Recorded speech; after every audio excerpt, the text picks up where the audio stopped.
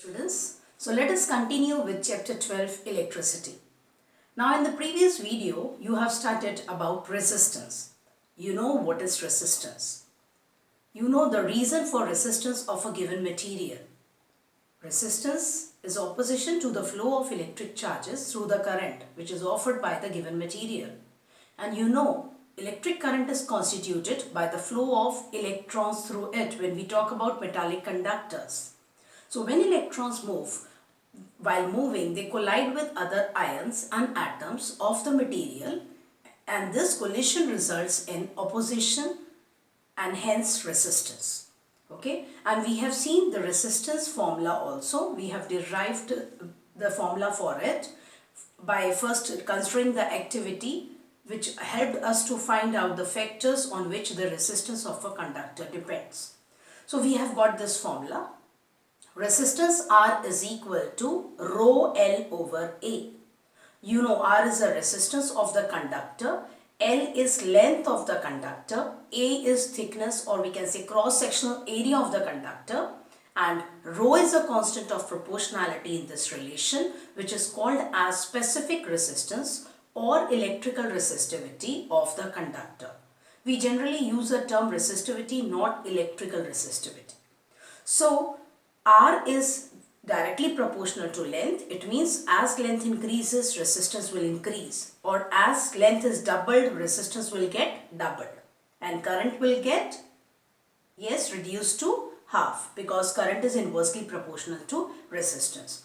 It is, now this R is inversely proportional to cross-sectional area. It means as we use a wire which is thicker, which is having twice thickness than the previous wire, it means if the cross-sectional area is doubled, then resistance will become half and current will be doubled.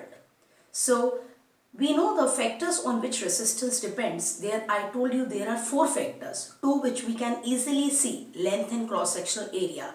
Two are left. Which are they? I have mentioned them before. They are temperature of the conductor and nature of material of the conductor. So this rho, when two factors are visible in the equation and the other two factors are not visible, from that we can easily make out that this rho depends upon those two factors which are not directly seen in the equation. So if I ask you what are the factors on which resistivity of a conductor depends, your answer should be resistivity depends upon temperature of conductor and nature of material of conductor. Now if I ask you what is common between resistance and resistivity for a given conductor, that is both of them, resistance and resistivity, they depend upon temperature of conductor. For a given conductor means nature of material we are considering same, then it depends upon temperature of conductor. So as temperature varies, resistivity will vary and hence resistance will also vary for a given conductor. Now from this formula we can write rho is equal to RA divided by L. Okay, and for the definition of rho, what we'll do, we'll take L as 1 meter, cross-sectional area as 1 meter square. Then we see that by putting the values of each of them to be equal to 1, A and L here 1, we get rho is equal to R. So rho is equal to R when length of the conductor is 1 meter and its cross-sectional area is 1 meter square. So from here we can define resistivity as resistivity of the material of a conductor is the resistance offered by a wire of this material having unit length and unit cross-sectional area. Unit length means 1 meter length and unit cross-sectional area is 1 meter square. So now you can give the definition for resistivity. Resistivity of the material of the conductor is the resistance offered by a wire of this material having unit length and unit cross-sectional area. Remember students, you can also define this resistivity in other words. Let us see that definition now. Now students, just have a look at this structure. I have drawn the cube here. Cube is such structure having same length, same breadth and same thickness. Thickness is also same in case of cube. Okay. So if a cube has side length L, it means its thickness as well as its length, breadth, each is equal to L. Okay. So if I consider a cube having side length L, which is 1 meter, then what will be the cross-sectional area? Cross-sectional area will be L square, that is 1 meter square. So if I put these values here, rho is equal to Ra upon L, I get rho is equal to R. So you can define resistivity in this way also. Resistivity of the material of the conductor is the resistance of the cube of this material having side unity. Side unity means having side length 1 meter. Okay. So you have two definitions for resistivity.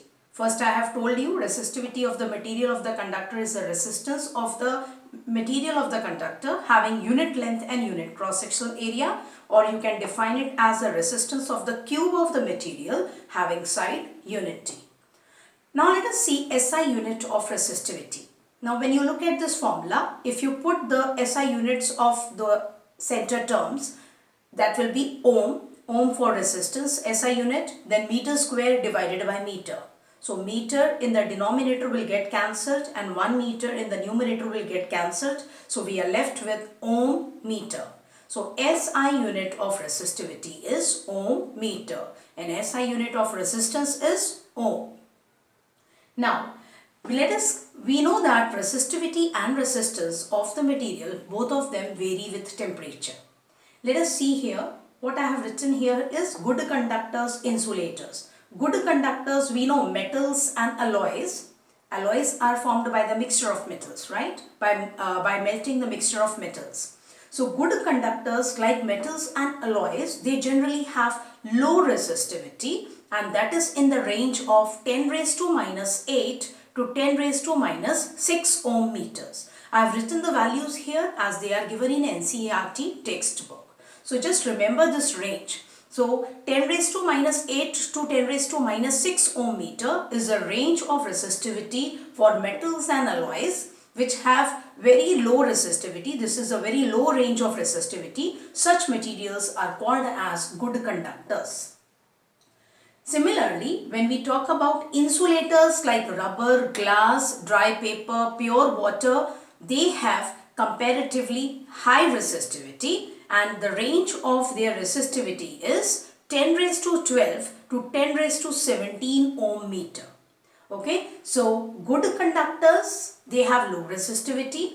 Insulators, they have high resistivity. When we talk about semiconductors, their resistivity will lie between the two ranges. Okay, it will be more than that of good conductors and less than that of insulators. And remember, when we compare the resistivities of metals and alloys, metals will be having low resistivity, that is their range will be lying closer towards the lower side, 10 raised to minus 8 ohm meter, and alloys generally have higher resistivities compared to metals. When we compare the resistivity of the constituents of the same alloy, then their resistivity is higher than the constituent metals resistivities, and it will be lying towards that end, higher end, that is 10 raised to minus 6 ohm meters. Now we know that resistivity of the given material of the conductor or resistivity of the given material depends upon its temperature. So students, just remember that as temperature increases, in case of metals and alloys, resistivity also increases. But in case of semiconductors, resistivity decreases as temperature increases. So do remember the variation of resistivity with temperature, that as temperature increases, for metals and alloys, resistivity increases, but in case of semiconductors, resistivity decreases. Okay, so now let us see materials used for electrical transmission lines. So commonly, material which is used for electrical transmission lines, they are copper or aluminium. So either we use copper wires or aluminium wires for transmission of electricity. For filament of bulb, you must have seen bulbs at home. So bulb has a filament, and you have studied about this in lower classes also. So you must be knowing the answer that material used for the filament of bulb is tungsten. It is a rare metal found. Materials used for the filament of electrical heating devices. Now what are electrical heating devices? Devices which we use actually to get heat, to convert the maximum or the entire electrical energy into heat energy, like electric kettle, electric toaster, electric geyser. Okay, so these are electrical heating devices. So for them the filament used is of alloys generally. Alloys, it can be nichrome, manganese, constantan. Nichrome, manganese, constantan, these are the alloys. Now why alloys are used? You have to see the two reasons, as we are following the NCERT, so we cannot miss out these things. Because resistivity of an alloy is generally higher than that of its constituent metals. So this is one point you will write. Second point, alloys do not oxidize or burn readily at high temperature. So if the question is why alloys are used for making the filament of electrical heating devices and not metals, because you will write 2 points here. Resistivity of an alloy is generally higher than that of its constituent metals, and secondly, alloys do not oxidize or burn readily at high temperatures. Now students, at the end of this video, just remember these 2 points also, that G is equal to 1 by R. R is resistance. So reciprocal of resistance is called as conductance, and which is generally represented by capital G. So now you know the definition of conductance, reciprocal of resistance. And what is the SI unit? From here we can say it is per ohm. Per ohm, which can be written like this or this way. It is also given a special name mho, that is reverse of this, OHM, MHO. So you can either write per ohm is a unit of conductance or mho. Even the symbol is inverted. Similarly, as a reciprocal of resistance is called as conductance, there you can see 1 by rho is equal to sigma. That sign is called as sigma. Sigma is what? If rho is resistivity, sigma is conductivity. So conductivity is defined as the reciprocal of resistivity. And I think so you can easily see the units of conductivity. You can do that work. Hope the video is clear to you.